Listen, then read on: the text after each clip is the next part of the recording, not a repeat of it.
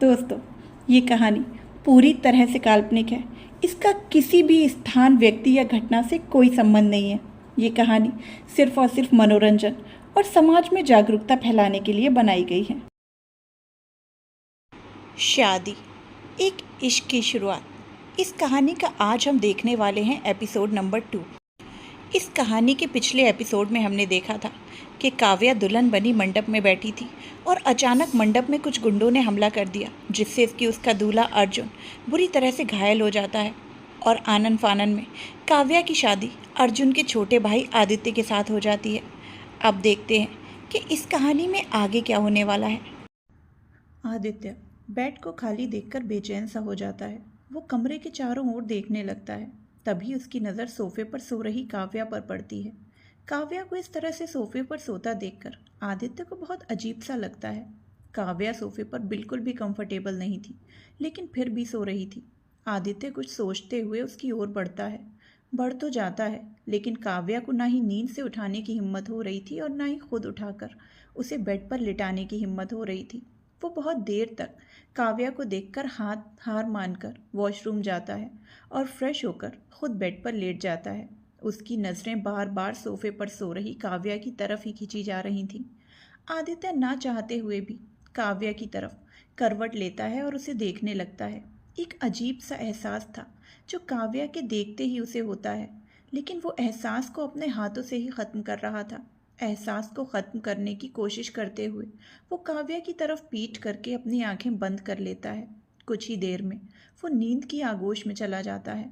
एक नई सुबह चारों तरफ सूरज की किरणें लिए बिखेर सी गई थी। चिड़ियों की चहचहाहट, फूलों की महकती खुशबू सुबह की खूबसूरती को और बढ़ाने की चाह में बिल्कुल मुस्कुराए जा रही। इन सुहावनी सुबह में आदित्य की आंखें धीरे धीरे खुलती हैं। आँख खुलते ही आदित्य उठकर वॉशरूम जाता है और कुछ ही देर में नहाकर बाहर आता है। आदित्य ऑफिस जाने के लिए तैयार होने लगता है, लेकिन तभी उसे जैसे कुछ याद सा आने लगता है। वो अपनी नज़रें सोफे पर डालता है तो देखता है सोफा एकदम अकेलापन में शांत सा अपनी जगह पर डेरा जमाए हुए था। सोफे पर काव्या नहीं थी। काव्या को ना देखकर आदित्य मायूस सा फिर से तैयार होने लगता है। तैयार होकर वो नीचे जाने ही वाला होता है कि एक सर्वेंट आकर उससे बोलता है, सर आपको दादी अपने कमरे में बुला रही हैं। सर्वेंट की बात सुनकर आदित्य अपने कदम अरुणी देवी के कमरे की तरफ बढ़ा देता है। कमरे में अरुणी देवी कुर्सी पर बैठी और उसके सामने एक आदमी जो उसके साथ हमेशा रहता था, वो कुछ बोलने के लिए सिर झुकाए खड़ा था। अरुणी देवी अपने फ़ोन को साइड में रखते हुए उस आदमी को देखकर बोलने की इजाज़त देते हुए कहती हैं, बोलो बाला। बाला अपनी मालिकिन के आदेश मिलते ही कहता है, मालिकिन, हमारे दुश्मन को काव्या की खबर मिल चुकी है और वो उन्हें नुकसान पहुंचाने की गुंजाइश करने की तैयारी भी कर रहे हैं। अरुणी देवी हाथ से बाला को वहां से जाने का इशारा करती हैं। बाला अपनी मालिकिन के आदेश के अनुसार वहां से चला जाता है। अरुणी देवी बाला की बातों को सुनकर एक गहरी सोच में डूब जाती हैं। तभी दरवाजे पर नॉक होती है। नॉक की आवाज़ से अरुणी देवी अपनी सोच से बाहर आकर दरवाजे की तरफ देखती हैं। दरवाजे पर आदित्य बिना भाव के बिल्कुल शांत सा खड़ा अपनी दादी के इजाज़त का वेट किए जा रहा था। आदित्य को देखते ही अरुणी देवी उसे अपनी नज़रों से अंदर आने का इशारा करती हैं। इजाज़त मिलते ही आदित्य अंदर आता है। अरुणी देवी अपनी जगह से उठकर आदित्य को पीठ करके खड़ी हो जाती हैं। उनके इतना करते ही आदित्य समझ जाता है कि अभी उसकी दादी जो भी बोलने वाली हैं वो आदित्य के मानने के खिलाफ है, क्योंकि अरुणी देवी कभी भी आदित्य को अपनी बातों से चोट पहुंचाते हुए नहीं देख पाती थी। कुछ देर शांत रहने के बाद अरुणी देवी कहती हैं, प्रीत। प्रीत नाम सुनते ही आदित्य के कान खड़े से हो जाते हैं। अरुणी देवी आगे कहती हैं, आदि, आपको तो पता है कि ये वही नाम है जिसकी वजह से हमने अर्जुन की शादी तय की थी। अरुणी देवी की बात को सुनकर आदित्य उन्हें देखने लगता है। अभी जो बात हो रही थी ये बात तो कब की खत्म भी हो चुकी थी, तो अरुणी देवी इस बात को दोहरा क्यों रही हैं? आदित्य को ये समझ नहीं आ रहा था।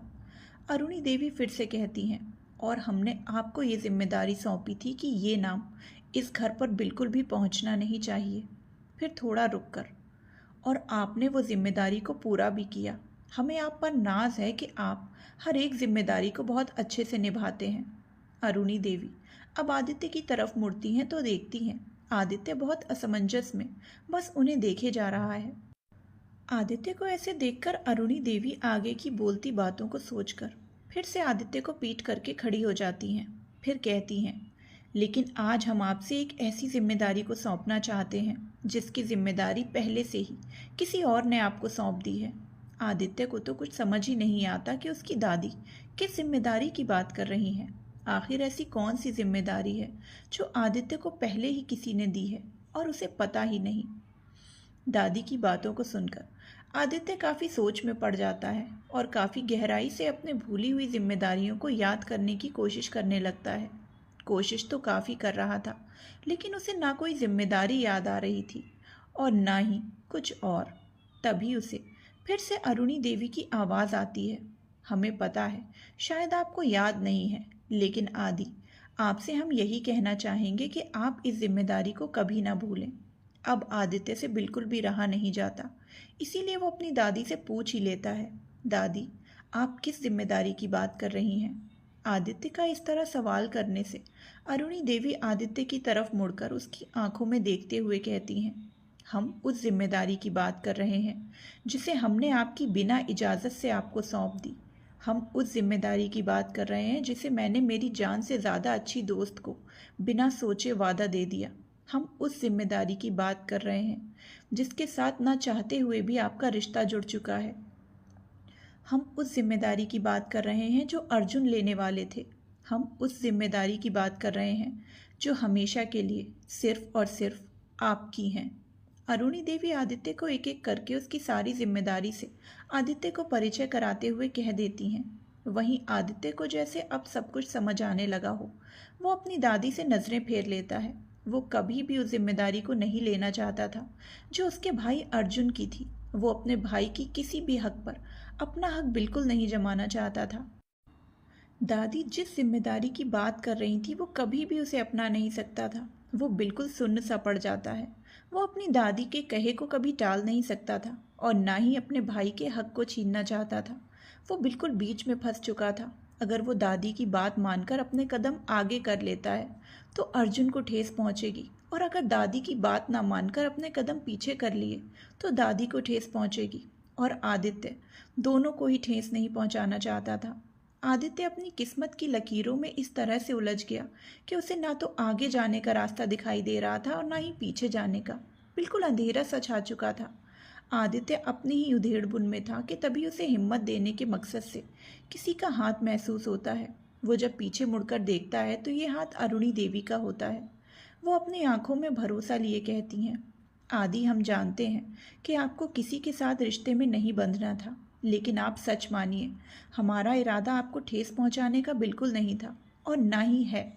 हम आपको इस रिश्ते को निभाने की बिल्कुल भी जल्दबाजी नहीं कर रहे। आपको जितना वक्त चाहिए आप ले लीजिए, लेकिन आपको काव्या की जिम्मेदारी लेनी होगी। काव्या अब सिर्फ और सिर्फ आपकी है। उसकी सारे दुख दर्द तकलीफ चोट जिम्मेदारी सब आपकी हैं। आप ये सोचकर पीछे बिल्कुल मत हटिए कि वो आपके भाई की पत्नी बनने वाली थी। फिर थोड़ा जोर देते हुए कहती हैं, आदि वो आपके भाई की पत्नी बनने वाली थी, लेकिन वो अब बस आपकी हैं। आपकी धर्मपत्नी, आपकी जीवन साथी, आपके हर दर्द पर मरहम लगाने वाली, आपके कदम से कदम मिलाने वाली वही हैं। मैं आखिर में बस यही कहना चाहूँगी कि आप जिस तरह से हर एक जिम्मेदारी को निभाते आए हैं उसी तरह से इस जिम्मेदारी को भी निभाइए। इतना बोल अरुणी देवी कमरे से बाहर निकलने लगती हैं कि फिर से वो आदित्य की तरफ देखकर कहती हैं, आदि हमें आप पर पूरा भरोसा है, हमारे भरोसे कब कभी तोड़ने मत दीजिएगा। अरुणी देवी अब कमरे से बिल्कुल बाहर चली जाती हैं और आदित्य वहीं खड़ा का खड़ा रह जाता है। वो आखिर करे तो करे क्या, ये समझ पाना उसके लिए मुश्किल होता जा रहा था। वो वहीं पर आधे घंटे तक वैसे ही खड़ा रहता है, उसके पैर जैसे एक ही जगह जम से गए हों। आदित्य अब अपने तेज कदमों से बाहर चला जाता है और कार में बैठकर सीधे सिंघानिया विला से बाहर चला जाता है। उसके हर वक्त साथ रहने वाला रॉकी अपने बॉस को बस देखता रह जाता है। रॉकी भी अपनी बाइक से अपने बॉस के पीछे चला जाता है। आदित्य का पीछा करते हुए रॉकी उसी जगह पहुंच जाता है जहां पर शादी में अटैक करने वाले आदमियों को बांध कर रखा गया था। रॉकी जल्दी से अपनी बाइक को साइड में लगाता है और अंदर की ओर चला जाता है। वो जैसे ही अंदर पहुंचता है वहाँ का नज़ारा देखकर शॉक्ड हो जाता है। अंदर आदित्य अपनी शर्ट को अपनी कोहनी तक फोल्ड किए हुए था और चाबुक जो कि लोहे से बना हुआ था उससे वो कुर्सी पर बंधे आदमी को मारे जा रहा था। वो आदमी दर्द से चीख रहा था, चिल्ला रहा था, लेकिन आदित्य को तो जैसे उसका दर्द दिखाई ही नहीं दे रहा हो। वो अपनी पूरी ताकत लगाकर उस आदमी को मारे जा रहा था। वो आदमी खून से पूरा लथपथ हो चुका था। आदित्य के हाथों पर भी खून दिख रहा था जो मारने की वजह से उसके हाथों में लग गया। दर्द सहते सहते वो आदमी बेहोश हो गया, लेकिन आदित्य का मन उससे बिल्कुल नहीं भरा था। इसीलिए वो ज़मीन पर पड़े लोगों की ओर बढ़ जाता है। वहाँ पर पड़े लोग अब आदित्य को अपनी ओर आते देखते हैं तो पीछे होने लगते हैं, लेकिन आज आदित्य को तो जैसे भूत सवार था। वो उन लोगों पर चाबुक चलाने लगता है। एक साथ बहुत सारे लोगों की दर्द से भरी चीख उस कमरे में गूंजने लगती है, जिसे सुनने वाला कोई नहीं था।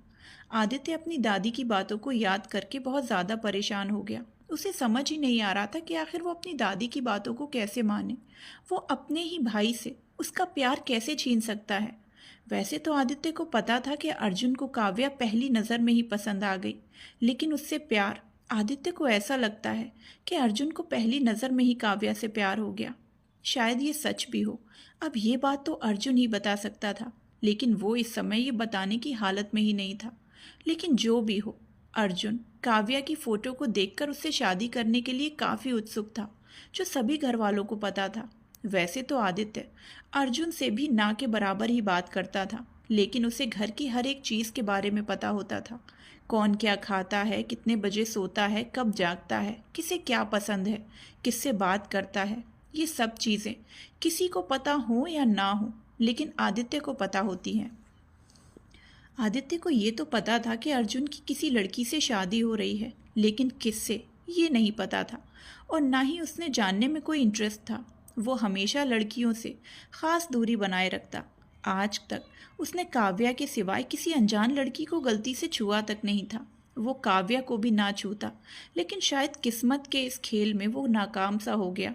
पहली बार उसने कॉलेज के एंट्रेंस गेट पर काव्या को गिरते हुए बचाया था। ये बात अलग है कि उसने उसे फिर से गिरा दिया था, लेकिन आज वो लड़की उसकी पत्नी बनकर उसके सामने खड़ी हो गई। अपने भाई को धोखा देने के ख्याल से ही आदित्य को इतना गुस्सा आया कि वो सीधे वहां पहुंच गया, जिसकी वजह से आज ये सब चीज़ों को उसे फेस करना पड़ रहा है। उन आदमियों के पास जिसने अर्जुन और काव्या का रिश्ता जुड़ने से पहले ही ख़त्म कर दिया। ना ही ये आदमी उस वक्त मंडप पर हमला करते, ना ही अर्जुन को गोली मारते, ना ही अर्जुन ऐसी हालत में होता, और ना ही आदित्य और काव्या की शादी होती, ना ही आदित्य को काव्या की जिम्मेदारी के बारे में सोचना पड़ता। लेकिन किस्मत का लिखा कौन टाल सकता है। किस्मत में जो लिखा होता है वो तो होकर रहता है, चाहे इंसान उस बात को माने या ना माने। आदित्य अपना गुस्सा उन आदमियों के बॉस पर निकालने के बाद उन आदमियों की तरफ बढ़ता है जिसने उन आदमियों का साथ दिया। आदित्य ज़मीन पर पड़े लोगों को अपना गुस्सा उतारने लगता है। आदित्य ज़मीन पर पड़े आदमियों को तब तक मारता है जब तक सब बेहोश ना हो जाएं। वहाँ पड़े लोग भी पूरे खून से लथपथ हो चुके थे। आदित्य गुस्से से उस चाबुक को फेंक देता है। रॉकी को कुछ समझ नहीं आ रहा था कि आखिर उसके बॉस को हुआ क्या है। वो जल्दी से दौड़कर आदित्य के पास जाता है और पूछता है, बॉस आप ठीक हैं? किसी की आवाज़ सुनकर आदित्य उसकी ओर देखने लगता है। आदित्य को देखकर रॉकी 2 कदम पीछे हट जाता है, क्योंकि इस वक्त आदित्य बहुत खतरनाक लग रहा था। आदित्य अपनी तेज़ आवाज़ में कहता है, मुझे ये सब बिल्कुल ठीक चाहिए। आदित्य उन आदमियों और उसके बॉस की तरफ इशारा करते हुए कहता है। रॉकी समझ जाता है कि उसे क्या करना है। वो कुछ बोल पाता उससे पहले ही आदित्य वहाँ से बाहर चला जाता है। रॉकी भी अपने बॉस के पीछे बाहर चला जाता है। आज हॉल थोड़ा खाली सा लग रहा था, क्योंकि उस घर की रौनक, जो घर की मालिकिन यानी अरुणी देवी मीटिंग के सिलसिले में बाहर गई हैं। एक एक करके सब डाइनिंग टेबल पर बैठ जाते हैं। सर्वेंट वहाँ पर खड़े होकर सभी के बैठने का इंतज़ार कर रहे थे। सभी आ जाते हैं, लेकिन सबकी नज़र एक कुर्सी पर टिक जाती है। अनुराग विशाखा जी को देखते हुए कहता है, माँ भाभी कहाँ हैं? अनुराग के सवाल पर विशाखा जी कहती हैं, पता नहीं, हमने आज उन्हें नीचे आते हुए नहीं देखा। फिर सर्वेंट की तरफ देखकर पूछती हैं, आप लोगों ने काव्या को कहीं देखा? तभी सर्वेंट अपना सिर ना में हिलाते हैं। तभी मायावती कहती हैं, शायद अपने कमरे में होगी। इतना बोल वो रूहानी से कहती हैं, रूह आप जाकर देख आइए तो अपनी भाभी अभी तक नीचे क्यों नहीं आई। रूहानी अपनी जगह से उठकर, मैं अभी देख कर आती हूँ।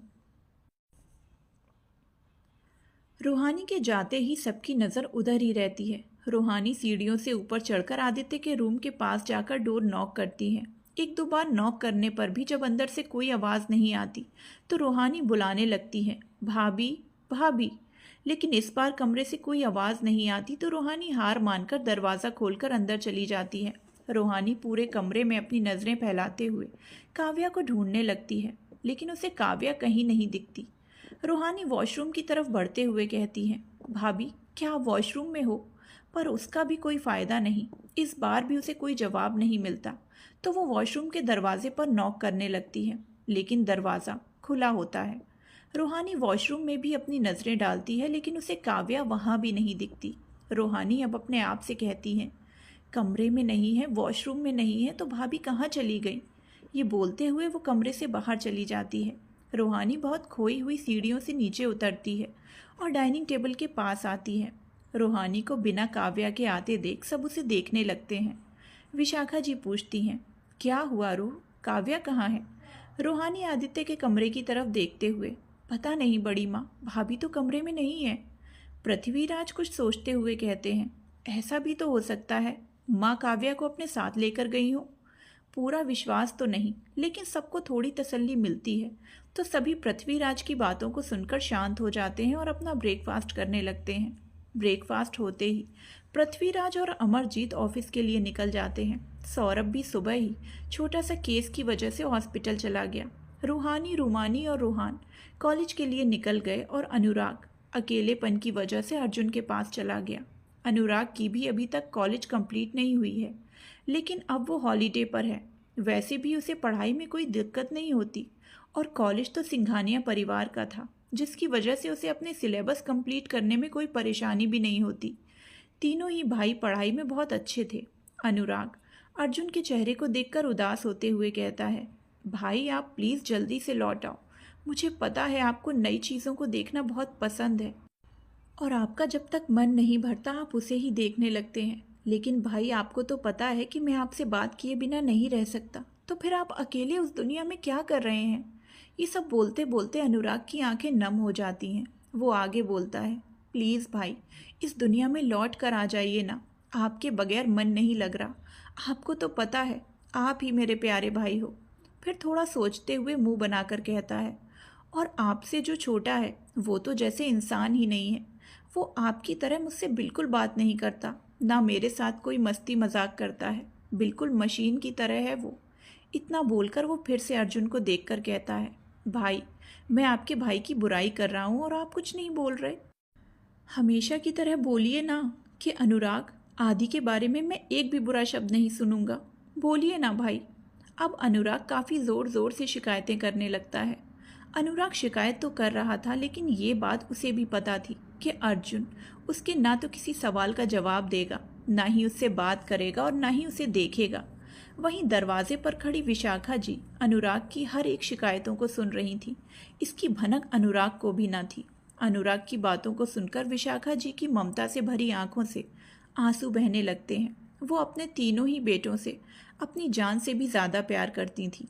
एक बेटे पर तो वो कभी प्यार दिखा नहीं पाई, लेकिन इन दो बेटों को उन्होंने एहसास, ममता और प्यार से पूरी तरह से भर दिया। अब एक की हालत इतनी गंभीर थी कि विशाखा जी का तो चैन ही चला गया और उसकी हालत से दूसरे का टूटना उन्हें अंदर से तोड़ रहा था। विशाखा जी काफ़ी देर तक दरवाजे पर खड़े होकर एक भाई की दूसरे भाई से शिकायतें करते हुए सुन और देख रही थी। काफ़ी देर होने पर वो खुद को संभालते हुए अपने कमरे की तरफ बढ़ जाती हैं। अनुराग भी काफ़ी देर तक शिकायत करने के बाद बिल्कुल शांत हो जाता है और अर्जुन को ही देखने लगता है। तभी उसे अपने कंधे पर किसी के हाथों का स्पर्श होता है तो वो पीछे देखता है। पीछे सौरभ खड़ा उसे ही देख रहा होता है। सौरभ अनुराग को तसल्ली देते हुए कहता है, जब इतना प्यार करने वाला भाई उसके साथ है तो वो दूसरी दुनिया में काफ़ी देर तक ठहर नहीं पाएगा। देखना अर्जुन जल्द ही वापस आएगा। सौरभ की बात को सुनकर अनुराग सौरभ से जल्दी से गले लग जाता है। सौरभ मुस्कुराते हुए अनुराग की पीठ पर थपथपाने लगता है। थोड़ी देर बाद दोनों अलग होते हैं। सौरभ बेड पर बैठकर कहता है, वैसे आज तुम अपनी भाभी से बातें न करके अपने भाई से बात कर रहे हो? अनुराग जल्दी से बोलता है, भाभी तो दादी के साथ चली गई तो मैं और क्या करता। सौरभ अर्जुन को देखते हुए, दादी की मीटिंग इतनी जल्दी खत्म हो गई? अनुराग सौरभ को अजीब सा देखते हुए कहता है, आप ये क्या कह रहे हैं? दादी की मीटिंग खत्म नहीं हुई है। वो सुबह में जो गई थी तब से वापस ही नहीं आई। सौरभ चौंक कर बोला, क्या? तो तुम्हें कैसे पता कि भाभी दादी के साथ हैं? अनुराग कुछ सोचते हुए, मैंने देखा तो नहीं, लेकिन पापा बोल रहे थे कि शायद दादी भाभी को अपने साथ लेकर गई हैं। सौरभ अनुराग को देखकर, मैं तो दादी के साथ ही निकला था, लेकिन भाभी तो दादी के साथ नहीं थी। अनुराग थोड़ा हैरानी से, क्या भाभी दादी के साथ नहीं थी? फिर कुछ सोचते हुए, शायद भाभी आदि भाई के साथ हो। सौरभ तुरंत जवाब देता है, आदि तो दादी से पहले निकल गया। सौरभ की हर एक बातों को सुनकर अब अनुराग थोड़ा परेशान हो जाता है। वो अपनी जगह से उठकर परेशानी में कहता है, तो फिर भाभी कहाँ है? वो तो रूम में भी नहीं है। तो सौरभ कहता है, शायद वो घर में ही कहीं हो। अनुराग कमरे से बाहर निकलते हुए, ठीक है, मैं भाभी को ढूंढता हूँ। सौरभ भी अपनी जगह से उठकर जाते हुए कहता है, चलो मैं भी तेरे साथ चलता हूँ। अनुराग और सौरभ जल्दी से अर्जुन के कमरे से निकल जाते हैं। सौरभ अनुराग के पीछे आते हुए कहता है, अनुराग तुम पूरे घर में देखो, मैं बाहर देखता हूँ। अनुराग पीछे पलटकर सौरभ से कहता है, ठीक है। सौरभ सीढ़ियों से नीचे उतरकर विला के बाहर गार्डन के चारों तरफ देखने लगता है। चारों तरफ फूलों की खुशबू, हरियाली को बनाए रखने वाले मालियों के सिवा कोई नहीं था। सौरभ गार्डन के हर एक जगह में देखने लगता है, लेकिन उसे काव्या की एक झलक तक दिखाई नहीं दी। सौरभ अब गार्डन में पौधे लगा रहे माली के पास जाकर पूछता है, काका आपने आज भाभी को कहीं जाते हुए देखा है? माली काका सौरभ को देखकर कहता है, नहीं साहब, हमने तो मैडम साहब को नहीं देखा। सौरभ उनकी बातों को सुन कहता है, ठीक है, अगर दिखें तो बता दीजिएगा। माली काका अपने काम पर ध्यान देते हुए, जी साहब। वहीं अनुराग विला के हर एक कमरे में काव्या को ढूंढ रहा था। वो ढूंढ ही रहा था कि तभी उसे साफ सफाई कर रही सर्वेंट दिखाई देता है। उस सर्वेंट साफ सफाई के साथ साथ हर एक परिवार के लोगों की देख रेख भी करती हैं। आदित्य ने ही उसे लाया था। ये ट्रेंड की हुई सर्वेंट थी जो बॉडीगार्ड का काम भी आसानी से कर लेती थी। अनुराग उस सर्वेंट की तरफ जाकर एकदम से खड़े होकर पूछता है, सुनो। अनुराग के बुलाते ही वो सर्वेंट अनुराग को देखकर एकदम से खड़ी हो जाती है और विश करते हुए कहती है, गुड मॉर्निंग सर। अनुराग उस सर्वेंट के विश पर ज़्यादा ध्यान न देते हुए पूछता है, तुमने भाभी को कहीं देखा है? वो सर्वेंट ना में सिर हिलाते हुए कहती है, नो सर। सर्वेंट की ना सुनकर अनुराग वहाँ से चला जाता है और फिर से काव्या को ढूंढने की कोशिश करने लगता है। हर जगह ढूंढने के बाद दोनों हॉल में पहुँच जाते हैं। अनुराग हड़बड़ाते हुए सौरभ से पूछता है, भाभी मिली? सौरभ अपनी गर्दन ना में हिला देता है तो अनुराग परेशान सा कहता है, कहाँ जा सकती हैं भाभी? वो ये बोला ही था कि दरवाजे से किसी के हंस हंसकर बातें करने की आवाज़ आती है। आवाज़ को सुनते ही सौरभ और अनुराग दरवाजे की ओर देखते हैं। बाहर से रूहान, रूहानी और रूमानी बातें करते हुए आ रहे और हंस भी रहे थे। रूहानी किसी की एक्टिंग करते हुए कहती है, मुझे आप इतने पसंद आ गए कि आपके बिना जीना मुश्किल सा हो गया। अगर आपने ना कहा तो मैं अभी इसी वक्त ये जहर खा लूँगा। इतना बोलकर वो ज़ोर ज़ोर से हंसने लगती है।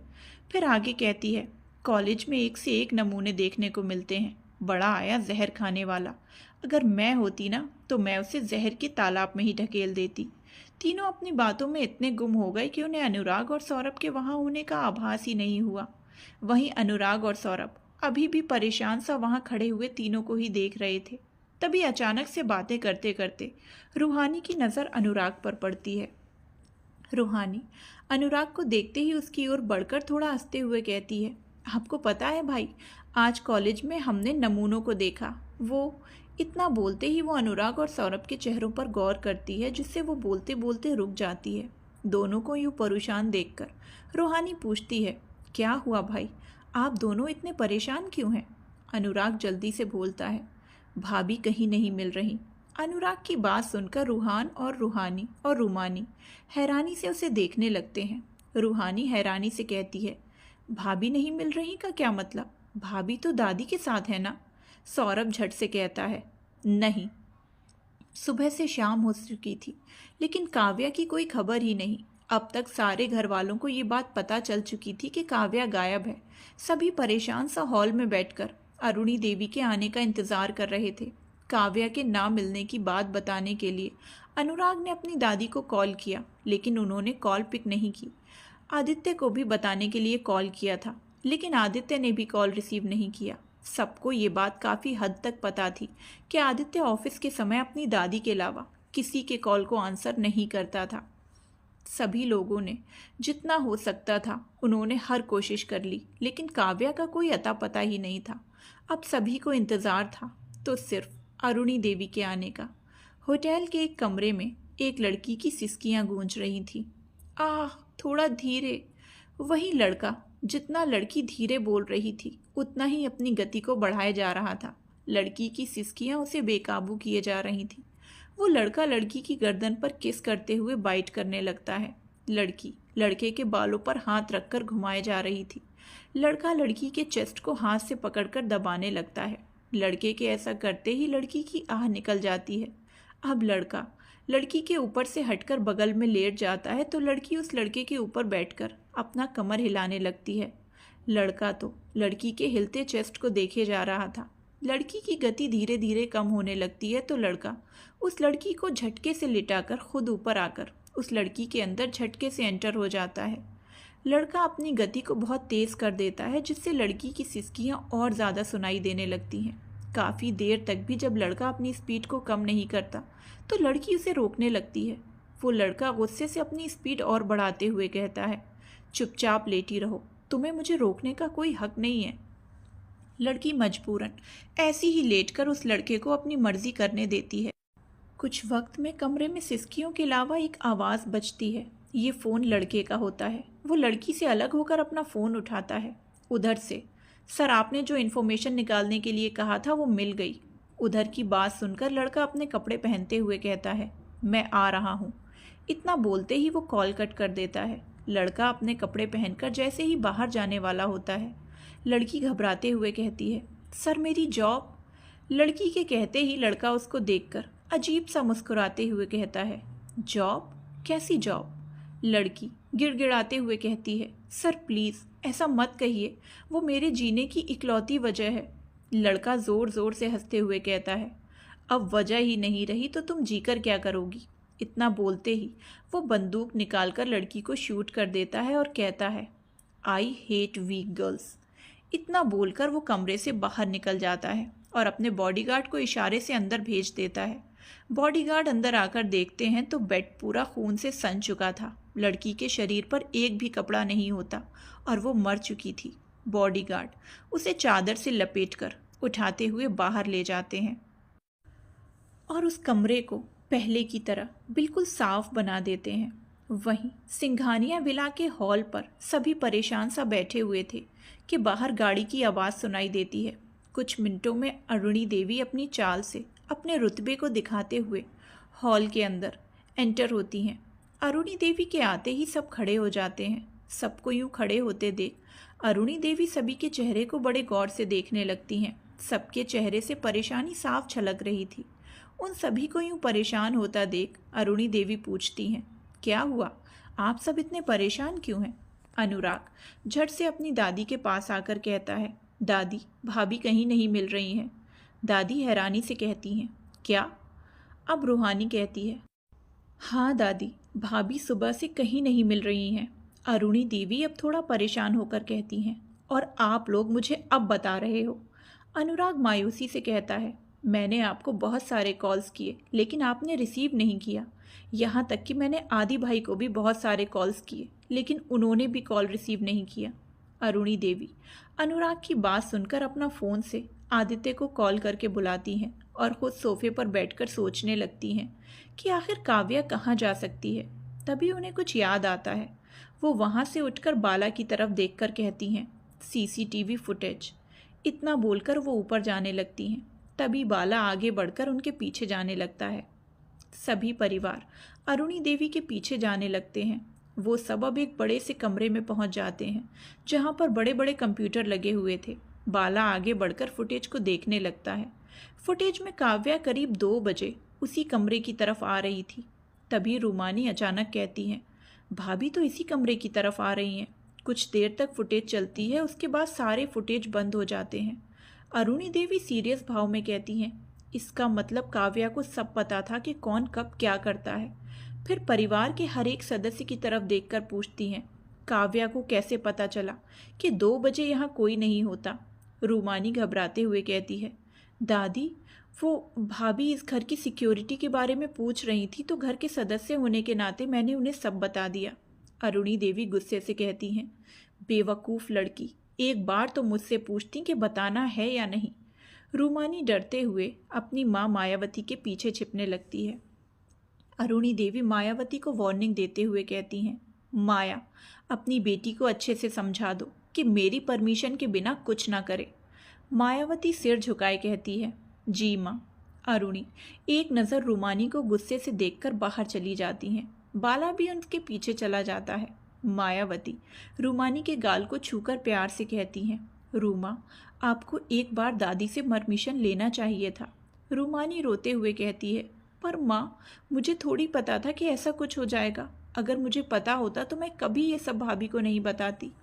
विशाखा जी रूमानी के आंसू पोंछते हुए कहती हैं, पता तो हमें भी नहीं था कि हमारी निडर बेटी छोटी सी बात पर यूं आंसू बहाएगी। रूमानी सिसकियां लेते हुए कहती है, बड़ी माँ, हमने ये जानबूझकर नहीं किया। विशाखा जी रूमानी को गले लगाकर कहती हैं, हमें पता है बच्चा। अरुणी देवी अपने कमरे में कुर्सी पर बैठी काफ़ी परेशान लग रही हैं। बाला उनके सामने सिर झुकाए आदेश मिलने का वेट कर रहा था। तभी अरुणी देवी कहती हैं, जिसका डर था वही हुआ। सिंघानिया विला के बाहर एक कार रुकती है। रॉकी जल्दी से कार से बाहर आकर आदित्य के साइड का दरवाज़ा खोलता है। आदित्य अपना शांत ऑरा लिए कार से बाहर निकलता है और तेज़ कदमों से विला के अंदर जाता है। रॉकी भी उसके पीछे जाता है। दरवाजे पर पहुंचते ही रॉकी वहां पर रुककर खड़ा हो जाता है। आदित्य अंदर जाकर देखता है तो हॉल में सभी लोग परेशान से बैठे थे। उन सबको देखकर आदित्य को समझ नहीं आता कि आखिर सब इतने परेशान क्यों हैं, क्योंकि आदित्य को अरुणी देवी जब कॉल की थी तो उन्होंने सिर्फ जल्दी से जल्दी विला पहुंचने के लिए कहा था। उन्होंने काव्या के गायब होने की कोई बात नहीं कही। आदित्य सौरभ की तरफ देखकर उसके साथ आने का इशारा करता है तो सौरभ जल्दी से आदित्य के पास जाता है। आदित्य सौरभ से, भाई ठीक है?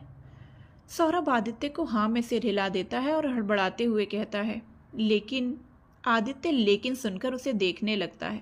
वहीं सौरभ आगे कुछ बोलता उससे पहले ही एक सर्वेंट आकर कहती है, सर आपको दादी बुला रही हैं। सर्वेंट की बात सुनकर आदित्य एक नज़र सौरभ को देखता है और अरुणी देवी के कमरे की तरफ बढ़ जाता है।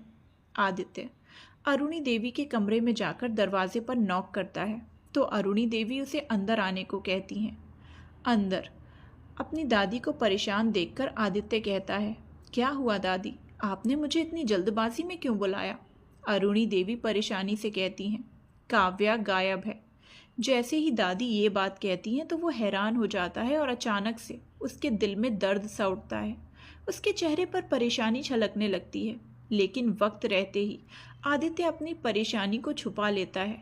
वो पूछना तो चाहता था कि आखिर काव्या गायब कैसे हुई, लेकिन उसके मुंह ये पूछने की इजाज़त नहीं दे रहा था। वो अपने जज्बात को इस तरह से जाहिर नहीं कर सकता था, लेकिन फिर भी वो पूछ लेता है। इतनी सिक्योरिटी होने के बावजूद? अरुणी देवी आदित्य को देखकर, काव्या को हर किसी की खबर थी, कौन कब जागता है, कब सोता है और कब सिक्योरिटी टाइट नहीं होती।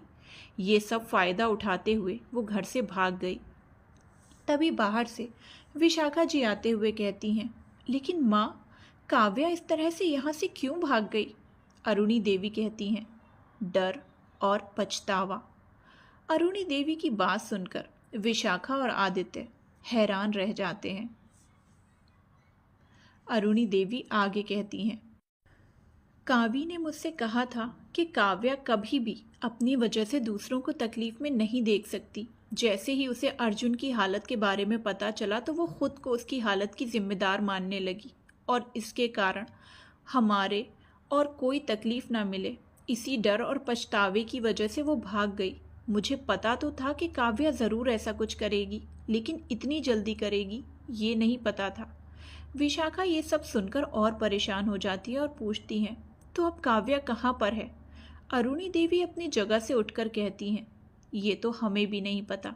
विशाखा जी थोड़ा सोचते हुए कहती हैं, कहीं वो अपने किसी दोस्त और रिश्तेदार के पास तो नहीं? अरुणी देवी झट से नकारते हुए कहती हैं, नहीं, काव्या का इस शहर में हमारे अलावा कोई भी जान पहचान नहीं है।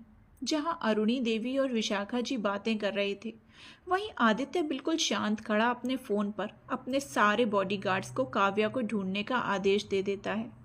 अरुणी देवी अपनी जगह से खड़े होकर कहती हैं, चलिए आदि। अरुणी देवी इतना बोलकर बाहर निकल जाती हैं। बाला उनके पीछे निकल जाता है। आदित्य विशाखा जी को बिना देखे बाहर चला जाता है। आदित्य बाहर आता है तो रॉकी भी उसके साथ चलने लगता है। अरुणी देवी एक गाड़ी में बैठकर निकल जाती हैं। उनके पीछे एक जीप पर बॉडीगार्ड भी जाते हैं। आदित्य दूसरी गाड़ी में बैठकर निकल जाता है। उसके पीछे भी एक जीप पीछा करते हुए निकल जाती है। अरुणी देवी गाड़ी में बैठी काफ़ी परेशान सी वक्त को देखे जा रही थी। वो अब सीट पर टेक लगाकर बैठ जाती हैं और उन दिनों को याद करती हैं जब वो काव्या से पहली बार मिली थी। अरुणी देवी अपनी एक मीटिंग में व्यस्त थी, लेकिन तभी उन्हें कॉल आता है।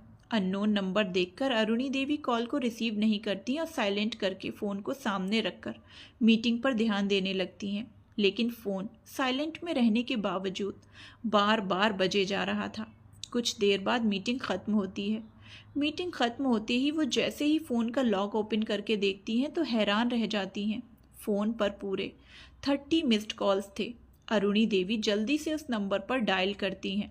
कुछ रिंग जाने के बाद उधर से एक बूढ़ी औरत की काफ़ी कष्ट भरी आवाज़ सुनाई देती है, हेलो आरू। अरुणी देवी काफ़ी हैरानी से कहती हैं, कावी तू? कावेरी जी काफ़ी दर्द भरी आवाज़ में कहती हैं, मुझे तेरी मदद चाहिए यार। अरुणी देवी कहती हैं, हाँ बोल ना। उधर से कावेरी जी कहती हैं, ऐसे नहीं, मैं हॉस्पिटल में हूँ, तू यहीं आ जा। अरुणी देवी परेशान सी कहती हैं, क्या हुआ? तू हॉस्पिटल में क्या कर रही है? सब ठीक तो है ना? कावेरी जी कहती हैं, तू आ तो सही। इस बार अरुणी जी कुछ नहीं कहती और हॉस्पिटल के लिए निकल जाती हैं। अरुणी देवी और कावेरी जी कॉलेज फ्रेंड्स थी। दोनों की ही दोस्ती काफ़ी गहरी थी। वो दोनों एक दूसरे से इस कदर जुड़ गईं कि उनके परिवार में दोनों की दोस्ती की कस्में खाया जाने लगी। कॉलेज खत्म होने के बाद अरुणी देवी की शादी सिंघानिया परिवार में हो जाती है, जो कि शहर के सबसे बड़े ख़ानदानों में से जाना जाता है। और कावेरी जी की भी शादी त्रिवेदी परिवार में होती है। वो भी काफ़ी बड़ा ख़ानदान से जाना जाता है, लेकिन दोनों ही शादी अलग अलग शहरों में होती हैं, जिससे शादी के बाद दोनों का मिलना जुलना काफ़ी कम हो गया। दोनों की जब संतानें आती हैं तो उसके बाद तो उनका मिलना जुलना बिल्कुल ही बंद हो गया। और आज पूरे 40 साल बाद कावेरी जी ने अरुणी जी को कॉल किया था। उससे अरुणी जी को ये बात बुरा तो बहुत लगता है, लेकिन जब कावेरी जी की दर्द भरी आवाज़ सुनती हैं तो वो काफ़ी परेशान हो जाती हैं। परेशान होकर अरुणी देवी हॉस्पिटल पहुंचती हैं। कावेरी जी के कहने के मुताबिक वो एक वार्ड में जाती हैं। कमरे के बेड पर कावेरी जी काफ़ी बेजान सी लेटी हुई थी और उनके सामने बेड से लगकर एक लड़की बैठी थी, जिसकी आंखों से बेतहाशा आंसू बहे जा रहे थे।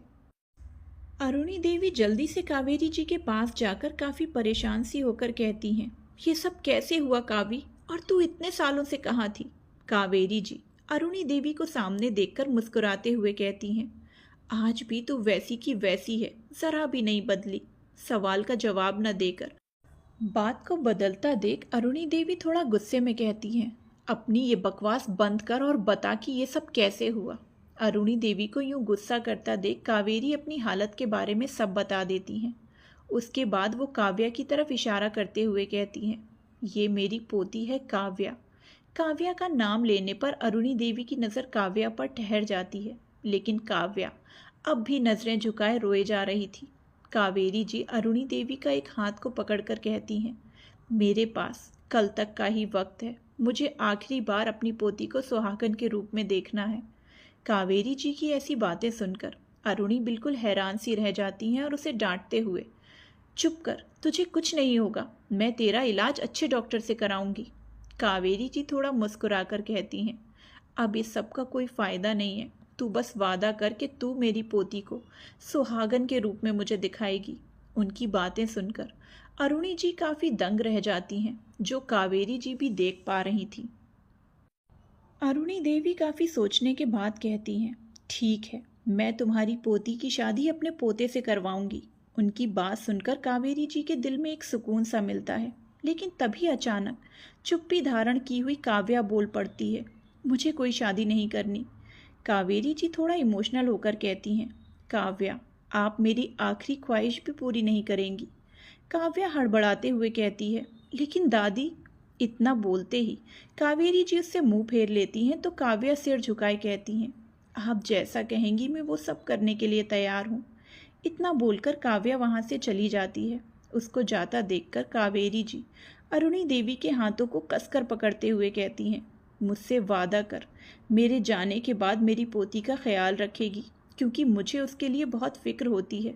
वो खुद से पहले दूसरों के बारे में सोचती है।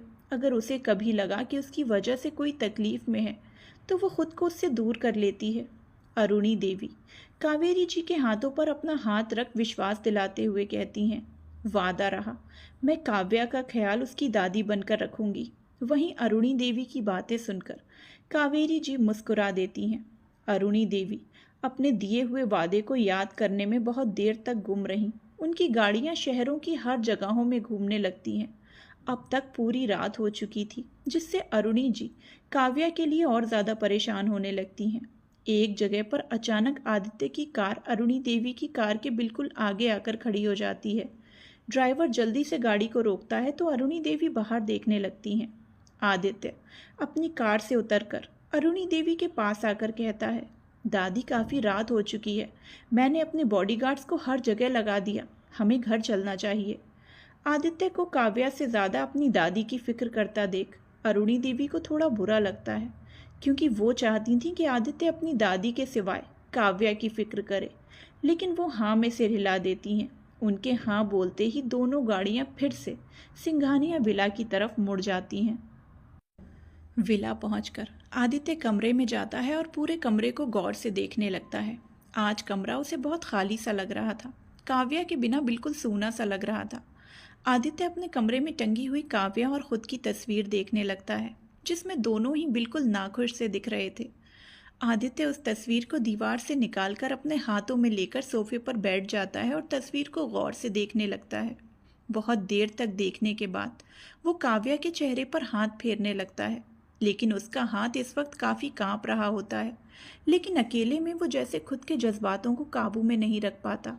आदित्य उस तस्वीर को देखकर कुछ सोचते हुए लैपटॉप ऑन करता है और सारे शहर का सीसीटीवी फुटेज देखने लगता है। उसने रॉकी से कहकर शहर की सारी सीसीटीवी फुटेज को मंगवाया था।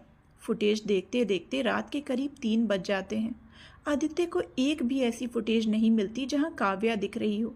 आदित्य की आंखें अब हार मानने की कगार पर पहुंच चुकी थीं। उसकी आंखें बंद होने लगती हैं। वो लैपटॉप को साइड में रखकर सोफे पर लेट जाता है। सोफे पर लेटने पर उसकी आंखों से जैसे नींद पूरी गायब सी हो जाती है। वो अपनी आंखें जैसे ही बंद करता है, उसकी आंखों के सामने काव्या का चेहरा उभरने लगता है। बहुत देर कोशिश करने के बाद आदित्य की आंख लग जाती है। 8 बजे के करीब आदित्य की आंख खुलती है। वो पूरे कमरे में अपनी नज़रें डालता है। ऐसा लग रहा था जैसे वो किसी को खोजने की कोशिश कर रहा हो, लेकिन जैसे ही उसे याद आता है कि वो जिसको ढूंढने की कोशिश कर रहा है वो अब इस कमरे से दूर चली गई। वो पहले अपने फ़ोन को चेक करता है, फिर वॉशरूम चला जाता है। रेडी होकर वो आईने के सामने खड़े होकर अपने बाल सेट करता है। तभी उसके दरवाजे पर नॉक होती है। वो दरवाज़ा खोलता है तो सामने एक सर्वेंट नाश्ता लिए खड़ी थी। आदित्य को नाश्ता करने का बिल्कुल भी मन नहीं था, इसीलिए वो सर्वेंट को नाश्ता वापस ले जाने के लिए कहता है। आदित्य के मना करने पर सर्वेंट जैसे ही जाने वाली होती है, अरुणी देवी रोकते हुए, रुको। अरुणी देवी की आवाज़ से सर्वेंट रुक जाती है। वो सर्वेंट को इशारे से नाश्ता कमरे के अंदर रखने के लिए कहती हैं, तो सर्वेंट नाश्ता रखकर वहाँ से चली जाती है। आदित्य जल्दी से कहता है, दादी, हमें भूख नहीं है। अरुणी देवी उसे समझाते हुए कहती हैं, आदि, ऐसे खाली पेट बाहर नहीं जाया करते। आप नाश्ता कीजिए, फिर हम निकलते हैं। आदित्य ना चाहते हुए भी हाँ में सिर हिला देता है।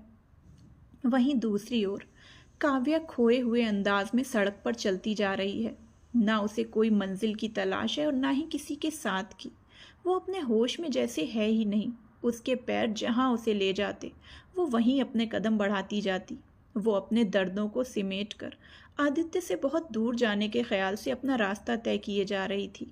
वो चलते चलते कहाँ पहुँच गई उसे कोई होश नहीं है। लेकिन अब भी उसने आदित्य की पहचान को दूर नहीं किया था। वो अब भी आदित्य के नाम का सिंदूर और मंगलसूत्र अपनी मांग और गले में पहने हुए थी। काव्या खुद में काफी खोई हुई थी कि उसे ये तक नहीं दिखता कि रास्ता आगे बंद था। वहां एक बड़ा सा गड्ढा खोदा गया था जिससे रास्ते को पूरा ब्लॉक किया गया था। काव्या धीरे धीरे उसी ओर कदम बढ़ाने लगती है। तभी वो गड्ढे के बिल्कुल करीब पहुंच जाती है। वो गड्ढे में गिरने ही वाली होती है कि कोई उसका हाथ पकड़कर अपनी ओर खींच लेता है। अचानक ऐसे मूव से काव्या को कुछ समझ नहीं आता। वो अपनी आंखें बंद कर लेती है। काव्या को एक लड़के ने थामा हुआ था। वो लड़का जैसे ही काव्या को कुछ बोलने के लिए उसे देखता है तो देखता ही रह जाता है। काव्या की बंद आंखें, उसके गुलाबी होंठ, कान के नीचे एक तिल। लड़का काव्या की खूबसूरती में पूरी तरह से खो सा जाता है। काव्या को देखकर उसके दिल में अजीब सा एहसास जन्म ले लेता है। लेकिन जैसे ही उसकी नज़र काव्या के मांग पर पड़ती है तो जैसे उसका दिल जुड़ने से पहले ही टूट सा जाता है। फिर उसकी नज़र काव्या के मंगलसूत्र पर जाती है तो उसकी पकड़ ढीली हो जाती है। काव्या अपनी पलकें धीरे धीरे खोलती है तो उसे वो लड़का दिखता है। किसी अनजान लड़के के इतने पास खुद को देखकर काव्या जल्दी से दूर हो जाती है। काव्या के दूर होने से वो लड़का थोड़ा मायूस सा हो जाता है। फिर भी वो लड़का थोड़ा मुस्कुराते हुए कहता है, अगर आपको अपनी ज़िंदगी पसंद नहीं आ रही तो आप मुझे दे सकती हैं। काव्या अजीब नज़रों से देखकर उस लड़के से कहती है, मतलब? वो लड़का गड्ढे की तरफ इशारा करते हुए कहता है, आप अगर उस गड्ढे में गिरती तो सीधे स्वर्ग के दर्शन कर लेती। काव्या झूठी मुस्कान लेकर कहती है, जिंदगी ने सब कुछ तो छीन लिया, अब आत्मा भी चली गई तो इस शरीर को मुक्ति मिल जाएगी। काव्या की ऐसी बातों को सुन लड़का कहता है, लगता है जीने की उम्मीद ख़त्म कर ली है आपने। इस बार काव्या बिल्कुल चुप हो जाती है तो लड़का बात को बदलते हुए कहता है, खैर छोड़िए, और अपना हाथ बढ़ाकर कहता है, हाय, मैं प्रियस राठौर। काव्या पहले उसके बढ़े हुए हाथों को देखती है, फिर अपने हाथ बढ़ाकर कहती है, काव्या। सिर्फ काव्या सुनकर प्रियंश कहता है, काव्या, और आगे?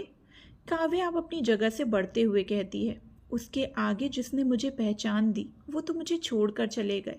अब अपने नाम के सिवाय मेरी कोई पहचान नहीं। प्रियंश काव्या के साथ कदम बढ़ाते हुए कहता है, आप चाहें तो मैं आपको एक पहचान दे सकता हूँ। उसकी बातें सुनकर काव्या के कदम रुक से जाते हैं और वो असमंजस में प्रियंश को देखने लगती है। काव्या की नज़रों को भांप कर प्रियंश जल्दी से कहता है, एक दोस्त होने की पहचान। काव्या फिर से अपने कदम बढ़ाते हुए कहती है, दोस्त बनाकर हमें रिश्ते बढ़ाने का बिल्कुल शौक नहीं है, लेकिन आपने हमारी जान बचाई। उसके नाते किस्मत ने अगर हमें दोबारा मिलाया तो हम आपकी इस पहचान को कबूल लेंगे। प्रियंश मुस्कुराते हुए कहता है, हमें उस पल का इंतज़ार रहेगा। काव्या फिर से रुककर एक नज़र प्रियंश को देखती है और अपने कदम बढ़ा देती है। प्रियंश भी काव्या के पीछे आकर कहता है, अगर आप चाहें तो हम आपको आपकी मंजिल तक पहुंचा सकते हैं। उसकी बात सुनकर काव्या उसे देखने लगती है तो प्रियंश अपनी कार की तरफ इशारा करता है। काव्या उसे देखते हुए कहती है, मंजिल तक पहुंचने के लिए मंजिल होना भी चाहिए, लेकिन हमारी कोई मंजिल नहीं है। इतना बोलते ही वो वहाँ से चली जाती है और प्रियंश वहीं खड़ा होकर उसे जाते हुए देखने लगता है। काव्या को जाते हुए देख प्रियंश के मुंह से निकलता है, लेकिन हमें तो अपनी मंजिल मिल चुकी है। इतना बोलकर प्रियंश उसके बालों में हाथ फेरता है। अब तक काव्या उसकी नज़रों से ओझल हो चुकी थी। वो मुड़कर अपनी कार की तरफ जाता है। वो कार के डोर को खोलकर अंदर बैठ जाता है। तभी उसे एक लड़की की आवाज़ आती है, अगर पसंद आ गई है तो उसे उठा ले क्या? प्रियंश चिढ़ते हुए कहता है, क्या दीदी, सबको अपने जैसा समझ रखा है क्या आपने? वो लड़की कहती है, छोटे, अगर पसंद आ गई हो तो उसे अपने पास ही रखा करो।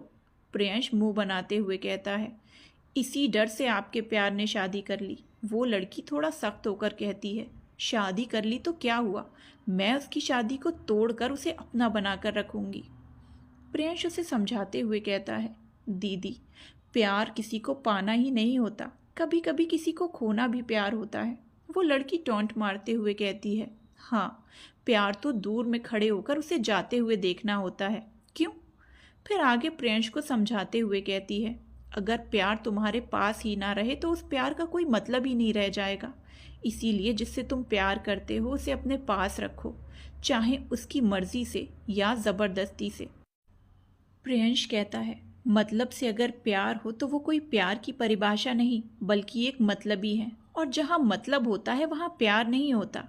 प्रियंश की बातों को सुनकर वो लड़की इरिटेट होकर कहती है, बस करिए प्यार की पट्टी पढ़ाना, ये सब ना तू उस लड़की को जाकर सुनाना, क्योंकि मुझे तो तेरी बातों में ज़रा भी इंटरेस्ट नहीं है। चल गाड़ी चला, हमें घर भी जाना है। प्रियंश उस लड़की को देखकर अपने मन में कहता है, दी, अभी तो आपको ये सब सुनना अच्छा नहीं लग रहा, लेकिन एक दिन ऐसा आएगा जब आप खुद ये कहोगी। प्रियंश अपने मन की बातों में खोया हुआ था कि वो लड़की उसके सामने चुटकी बजाकर कहती है, हेलो छोटे, अब कहाँ खो गए। प्रियंश नाव में सिर हिलाकर कार स्टार्ट करता है और एक नियत रफ्तार से कार वहाँ से निकल जाती है। कुछ वक्त बाद काव्या एक नदी के किनारे पहुँच जाती है। नदी की ऊंचाई पर काव्या बैठ जाती है। नदी इस तरह से थी कि ढलान से नीचे उतरकर ही नदी पहुंचती। ढलान के एक साइड नदी तो दूसरी तरफ बहुत ही खूबसूरत सा मैदान था। मैदान में हरी घास बिल्कुल चादर की तरह बिछी हुई थी। बिल्कुल साफ सुथरा और अलग अलग तरह के फूल भी थे जो आज जमीन से सटकर लगे हुए थे। फूल भी बिल्कुल इस तरह से लगे हुए थे जैसे किसी ने गुलाब की पंखड़ियों को खुद सजाया हो, लेकिन ये फूल बिल्कुल नॉर्मल थे। फूलों से काफ़ी अच्छी सुगंध उस मैदान पर बिखेर रही थी। अब तक थोड़ी शाम होने वाली थी, जिससे सूरज की काफ़ी हल्की किरणें काव्या के चेहरे पर पड़ रही थीं। काव्या एकटक बहते हुए पानी को देख रही थी। भले ही नदी थोड़ा नीचे थी, लेकिन उसके बहते पानी बहुत अच्छे से दिख रहा था।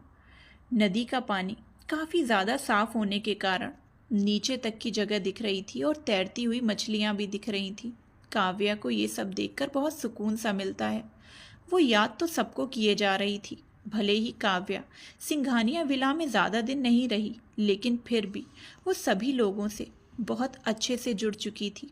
काव्या जब घर छोड़ने की सोच रही थी, तब उसे छोड़कर तो आने का बिल्कुल मन नहीं कर रहा था, लेकिन अर्जुन की हालत को देखकर वो खुद को रोक नहीं पाई और वहाँ से भागकर आ गई। अभी काव्या के पास कोई पैसा नहीं था, जिसकी वजह से वो शहर से कहीं जा भी नहीं सकती थी। लेकिन उसने काफ़ी ध्यान दिया था कि वो किसी कैमरे में ना आ जाए, क्योंकि उसे सिंघानिया परिवार की पावर का अंदाज़ा काफ़ी पहले से हो चुका था। वो लौटकर फिर से उनकी ज़िंदगी को अपने कारण ख़तरे में बिल्कुल भी डालना नहीं चाहती थी। वो अकेली कुदरत की बनावट को देखकर अपने दर्द तकलीफ़ को याद ही कर रही थी कि उसे किसी की आवाज़ सुनाई दी, काव्या। जैसे ही वो खुद के नाम को सुनती है तो पीछे मुड़कर देखती है। काव्या से 4-5 कदम की दूरी पर अरुणी देवी के साथ आदित्य और कुछ बॉडीगार्ड्स खड़े होते हैं। जैसे ही काव्या उनको देखती है तो अपनी जगह से खड़ी हो जाती है। अरुणी देवी काफ़ी प्यार से बुलाती हैं, काव्या इधर आइए। अरुणी देवी के बुलाने पर काव्या उल्टे कदम पीछे की तरफ बढ़ाते हुए कहती है, मैं आपके साथ वापस नहीं जाऊंगी मैं आपके साथ। इतना बोलते ही काव्या पीछे मुड़कर भाग जाती है। उसे भागता देखकर सारे बॉडीगार्ड्स जाने वाले होते हैं कि उन्हें अरुणी देवी की सख्त आवाज़ उनके कानों में पड़ती है, रुक जाओ सब। अरुणी देवी की सख्त आवाज़ सुनकर सभी बॉडीगार्ड्स के कदम अपनी जगह पर ही ठहर जाते हैं। अरुणी देवी के ऐसे रोकने पर आदित्य को भी कुछ समझ नहीं आता, तो वो काफ़ी असमंजस में अपनी दादी को देखने लगता है।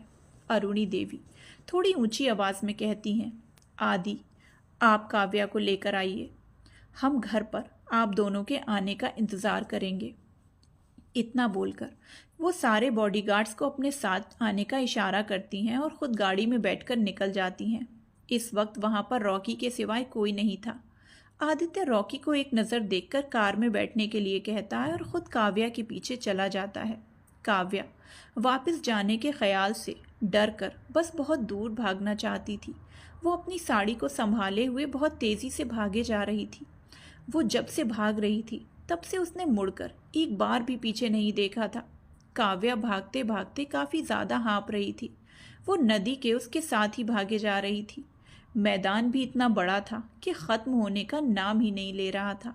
काव्या को इस तरह से भागता देखकर आदित्य भी उसके पीछे भागने लगता है। आदित्य के कदम काव्या से काफ़ी ज़्यादा लंबे थे, जिसकी वजह से वो आसानी से काफ़ी करीब पहुंच जाता है। अचानक से काव्या पीछे मुड़कर देखती है। आदित्य को अपने पास आता देखकर काव्या और तेज़ी से भागने लगती है। काव्या की तेज़ी को देखते हुए आदित्य भी अपनी तेज़ी को बढ़ा देता है। चंद पलों में काव्या आदित्य के एक कदम की दूरी पर होती है। वो झट से काव्या का हाथ पकड़कर खींच लेता है। आदित्य के ऐसे अचानक खींचने से काव्या संभल नहीं पाती और सीधे उसके सीने में जाकर टकरा जाती है। काव्या और आदित्य दोनों के ही कदम तेज होने की वजह से आदित्य जब काव्या को अचानक पकड़ता है तो खुद भी संभल नहीं पाता।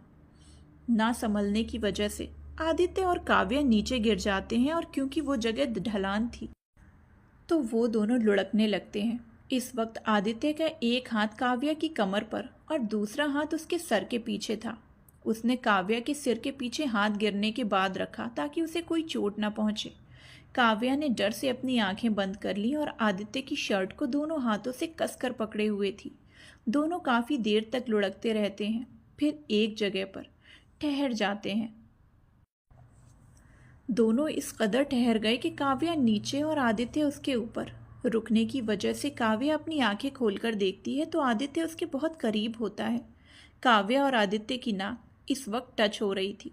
काव्या आदित्य की आंखों में बिल्कुल खो सी गई। उसे याद ही नहीं रहा कि वो जिसकी आंखों में खोई हुई है उससे वो कुछ देर पहले भाग रही थी। आदित्य का भी ऐसा ही हाल था। वो भी काव्या की आंखों में बिल्कुल डूब सा गया। दोनों की ही सांसें बहुत तेज थीं और एक दूसरे के चेहरे से टकरा रही थीं।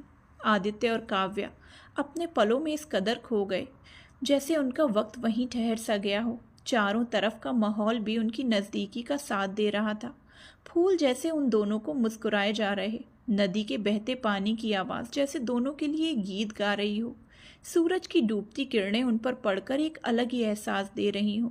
काव्या को जब एहसास हुआ कि आदित्य उसके कितने करीब है, उसकी धड़कनें बहुत तेज़ चलने लगी और ज़ोरों से शोर करने लगी। आदित्य की धड़कनें भी काव्या का साथ देते हुए शोर में साथ देने लगती हैं। वहाँ पर चारों तरफ दूर दूर तक कोई इंसान नहीं था। कोई था तो वो थे आदित्य और काव्या, जो अपने में ही बिल्कुल गुम से हो गए थे। कुछ देर तक ऐसे रहने के बाद आदित्य के हाथ जो काव्या की कमर पर कस गए थे वो धीरे धीरे ढीले हो जाते हैं। आदित्य अपनी पकड़ से काव्या को आज़ाद कर वहाँ से उठकर खड़ा हो जाता है और साइड में खड़ा हो जाता है। काव्या भी जल्दी से वहाँ से उठ जाती है और अपने हाथ से थोड़ा साफ करने लगती है, क्योंकि गिरने की वजह से कुछ सूखी घास उसकी साड़ी में लग गई थी। इतना करते ही काव्या एक नज़र आदित्य को देखती है और फिर से भागने के लिए अपने कदम बढ़ाने लगती है, लेकिन वो एक कदम भी बढ़ा पाए उससे पहले ही आदित्य उसका हाथ पकड़कर खींच लेता है, जिससे काव्या फिर से आदित्य के सीने में लग जाती है। आदित्य काव्या का हाथ पकड़कर उसे ले जाने लगता है, लेकिन काव्या एक भी कदम नहीं बढ़ाती। ये एहसास होते ही आदित्य काव्या को देखता है, जो उससे छुड़ाने की नाकाम कोशिश किए जा रही थी। उसकी ऐसी कोशिश देखकर आदित्य उसके थोड़ा पास आता है और अपनी बाहों में उठा लेता है। आदित्य की ऐसी हरकत देखकर काव्या दंग रह जाती है। काव्या आदित्य के सीने पर मारते हुए कहती है, छोड़िए मुझे, मुझे आपके साथ नहीं जाना, छोड़िए मुझे। वहीं आदित्य काव्या की बातों को नज़रअंदाज करते हुए अपनी कार की तरफ बढ़ जाता है। काफ़ी देर तक मारने के बाद जब आदित्य को कोई फ़र्क नहीं पड़ता तो काव्या अपने हाथ रोक लेती है और अपने हाथ आदित्य की गर्दन से लपेट लेती है और बड़े गौर से उसे देखने लगती है, क्योंकि अब तक काव्या को भी समझ आ गया था कि वो कुछ भी कर ले लेकिन आदित्य उसे नहीं छोड़ेगा। आदित्य सामने देखकर काफ़ी शांति से चले जा रहा था। कुछ पल में दोनों कार के सामने पहुंचते हैं तो रॉकी उन्हें देखकर जल्दी से कार से बाहर निकलता है और कार के एक साइड का दरवाज़ा खोलता है। दरवाज़ा खुलते ही आदित्य काव्या को कार में बिठाता है। काव्या आदित्य की बाहों से हटते ही सीट की तरफ धसकने लगती है। आदित्य को समझ आ जाता है कि काव्या फिर से भागने की कोशिश करने वाली है, इसीलिए वो भी उसी साइड से कार में बैठ जाता है और इधर काव्या दरवाजे को खोलने ही वाली होती है कि आदित्य उसे कमर से पकड़कर अपनी ओर खींच लेता है। आदित्य के खींचने से काव्या उसे घूर कर देखने लगती है और गुस्से से कहती है, आपको समझ नहीं आता, मुझे आपके साथ कहीं नहीं जाना, छोड़ दीजिए मुझे। आदित्य काव्या के ऐसे छोड़ने की बात सुनकर झट से उसे कसकर गले लगा लेता है। काव्या तो बिल्कुल शॉक्ड रह जाती है। काव्या को भी आदित्य से यूं गले लगना अच्छा लगता है, लेकिन जैसे ही उसे डिवोर्स की बात याद आती है वो आदित्य से छूटने लगती है। काव्या को ये छूटता देखकर आदित्य और कसकर उसे जकड़ लेता है। इस बार काव्या हिल भी नहीं पा रही थी। थोड़ी देर में काव्या भी अपनी कोशिश बंद कर लेती है। आदित्य अब भी काव्या से गले लगे हुए थे और कार चलती जा रही थी। आदित्य को जब याद आता है कि काव्या उसकी नहीं अर्जुन की है, वो झट से काव्या को छोड़ देता है और काव्या से दूर हटकर बाहर देखने लगता है। आदित्य के ऐसा करने से काव्या थोड़ा चौंक जाती है। वो आदित्य को देखने लगती है, जिसके चेहरे पर कोई भाव नहीं थे। काव्या भी थोड़ा खिसक कर बाहर देखने लगती है। आदित्य ने अब तक अपनी दादी का कहा नहीं माना था। उसका दिमाग उसे ये बात मानने को तैयार ही नहीं था कि काव्या उसकी है। आदित्य की नज़र में काव्या अभी भी अर्जुन की थी। थोड़ी देर बाद कार सिंघानिया विला के बाहर रुकती है। आदित्य कार से बाहर आकर काव्या की साइड चला जाता है। काव्या बुझे मन से कार से बाहर आती है।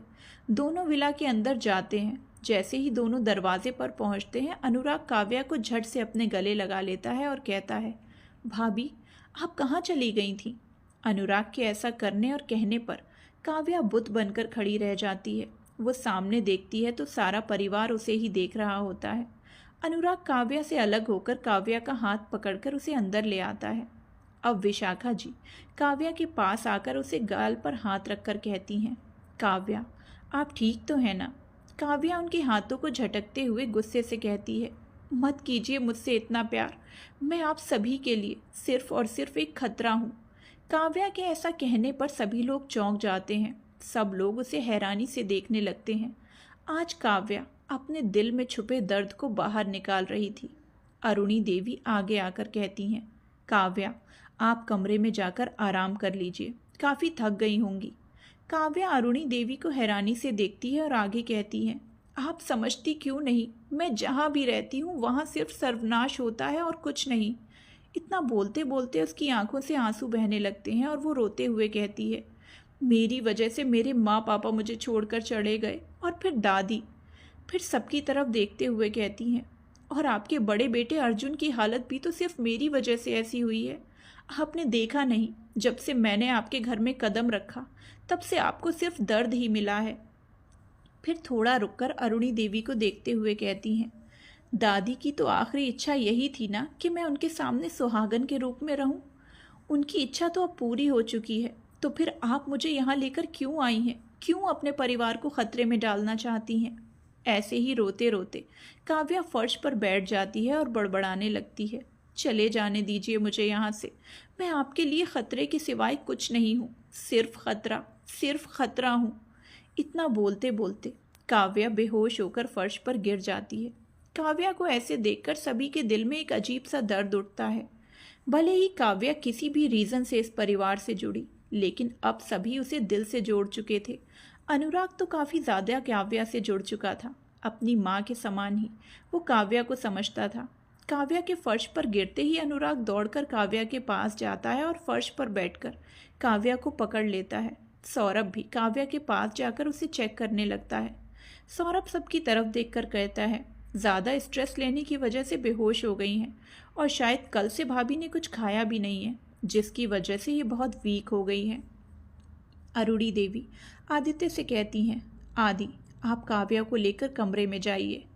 आदित्य अरुणी देवी के कहते ही अपनी जगह से बढ़कर काव्या को गोद में उठाकर सीढ़ियों से ऊपर ले जाता है। सभी लोग काव्या को ही देख रहे थे। तभी अचानक पृथ्वीराज कहते हैं, माँ ये काव्या क्या कह रही थी?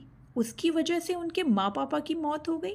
अरुणी देवी गहरी सांस लेते हुए कहती हैं, मैं वही पता लगाने की कोशिश कर रही हूँ कावी ने मुझे बताया कि उनके घर पर अचानक हमला हो गया था और किसी ने काव्या के माता पिता को मार दिया। उस वक्त कावी मंदिर गई थी और काव्या घर पर अपने माँ पापा के साथ थी। काव्या ने उन लोगों को, अपने माँ पापा को मारते हुए देखा था। To be continued. आज के एपिसोड में बस इतना ही। अब जल्द ही मिलेंगे इस कहानी के अगले एपिसोड के साथ और जानेंगे कि इस कहानी में आगे और क्या होगा।